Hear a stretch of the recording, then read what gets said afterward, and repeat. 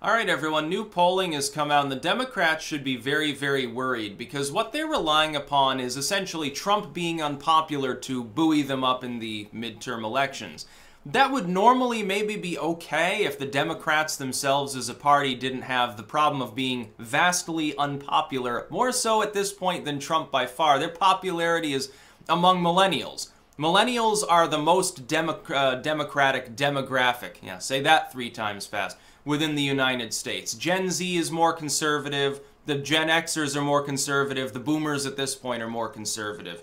Or I should say more Republican in a partisan sense, or at least less liberal.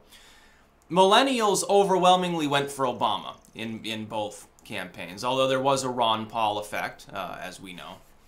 They went overwhelmingly for Hillary Clinton, despite the fact that she got less, of course, than Obama did in voting. Millennial, though, support of the Democrats now has collapsed, probably because the Democrats are at once weak and inept, as well as corrupt. They see the corruption in the form of the DNC scandal involving Sanders. A lot of millennials lean further to the left, really liked Bernie Sanders, didn't really like Clinton so much. Ultimately, most of them solidified behind her, but it was soft support. It wasn't fervent. They're not gonna go to a rally or something. I can remember Hillary Clinton signs in 2008. During the campaign then when I was at UVM, it was like Clinton, I think Chelsea Clinton came to speak on campus at the time. I think it was Chelsea. And there were signs everywhere, and it was a huge thing.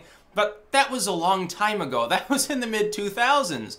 We're approaching the 2020s now, and I think the Democrats have forgotten that. Millennial support of the Democrats is gone from 60% or more, which is pretty high. You know, years ago, when we were the youngest voting demographic, to sub 50. That should absolutely terrify the Democrats. If they lose the millennial support that they really need, as the boomers and Gen Xers inevitably become more conservative with age, with Gen Z not being reliably democratic and liberal like the millennials were, they're going to get clobbered.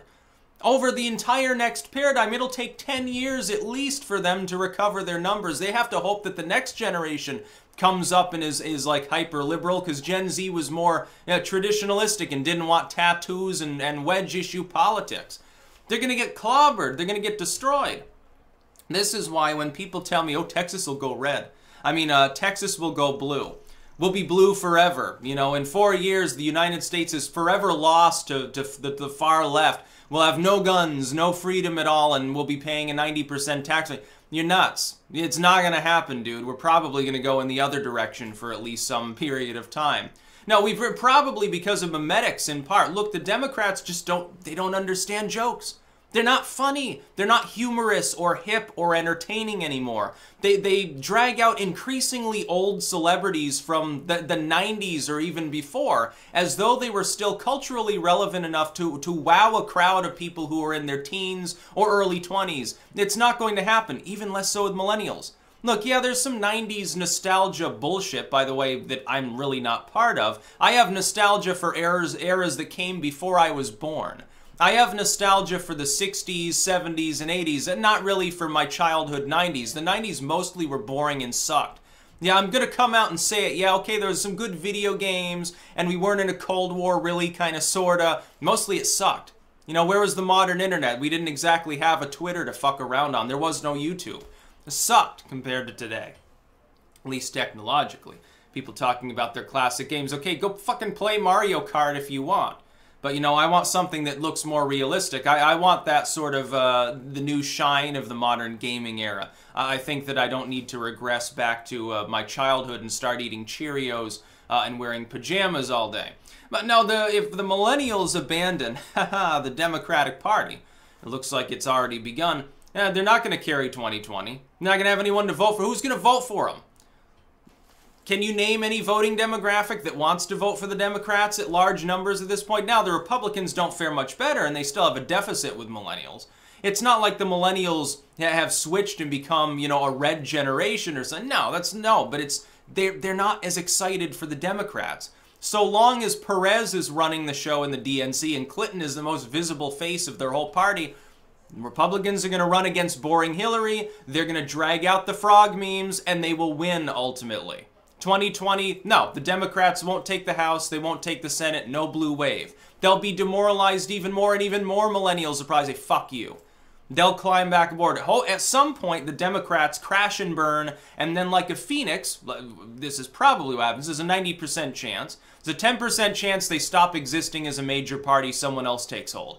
The Greens, the Libertarians, a new upstart progressive party, something, a socialist movement, something like that. There's a 90% chance, though, the Democrats do survive, but in a new form. They have to rebrand themselves. They might go blue dog. They might say, okay, we finally care about the white middle class again. We're not going to use, racism as our sole platform anymore. They might go down that road, down a more fiscally conservative route. Now, okay, we realize the error of our ways. We're not going to raise your taxes. We'll do something. Don't worry. But we care about the poor, essentially more than the other guys. They might try the JFK sort of side of the Democratic Party, or they might try the Sanders side. They might go further left. Who knows? But they're going to have to rebrand themselves. They can't stay the Clinton party and win an election. It's not. Are you nuts? They have to be nuts at this point. When you lose 7 points of approval among millennials, your most hardened voting bloc. And as millennials get older, voting at larger rates, of course, we know the older a person gets, the more likely they are to vote. Statistically speaking, that tends to be the case. More millennials are voting, and they're voting less and less for Democrats. Shouldn't this concern you? I would think that it would. And Gen Z, they're more conservative than we were at the same age. Despite the fact that they're the youngest generation, they're more conservative than people that are 10, 15 years older. Warning sounds for the Democrats there. Your end has come. But when I point that out, of course, I'll get called like far right, or oh, you're just a Trumpette or something. You love Trump, so we can't take you seriously. Okay, yeah, it's like a lot of times people tell me, never interrupt your enemy while they're making a mistake. The first thing is no Democrat's actually going to take this commentary seriously. Because they don't want to be demoralized. They want to be optimistic, because it's, that's the tendency people have. It's like Mitt Romney supporters in 2012 on election night when it became clear that he had lost Ohio. Oh, no, he can still do it. No, don't worry. No, I'm sure that he'll win against Obama, despite the fact that he fucking disappeared 2 months ago, hasn't campaigned in the last several months. Now, I'm sure that he can still win. Don't worry. Be optimistic. Buck up. Don't worry. We've got this in the bag. And the bag's over Mitt Romney's head as he jumps off a bridge in despondency. No, I'm telling you, you can't interrupt your enemy when they're making a mistake at this point in politics because things are so polarized that whenever you point something out, you just get ignored anyway.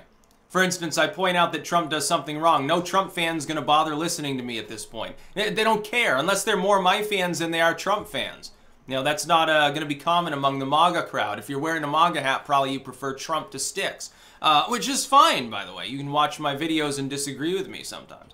But it doesn't mean it's not true. As for the Democrats, the 2 Democrats that are going to watch this will shake their heads and say, no, don't tell me it's so. That poll must be wrong. It's a cooked poll. The Democrats will revert to manipulating the numbers again. Keep in mind, by the way, this was a poll by a Democratic-leaning group, so it's probably more rosy for the Democrats otherwise. So maybe it's like sub 40. Who knows? And it's only a single poll. It could be wrong. Now, that could be good. It also could be very, very bad indeed. What if your approval among millennials at this point is lower than Trump's approval among millennials? Whoops. Yeah, you lose in 2020, certainly at that point. That's about all. Peace out.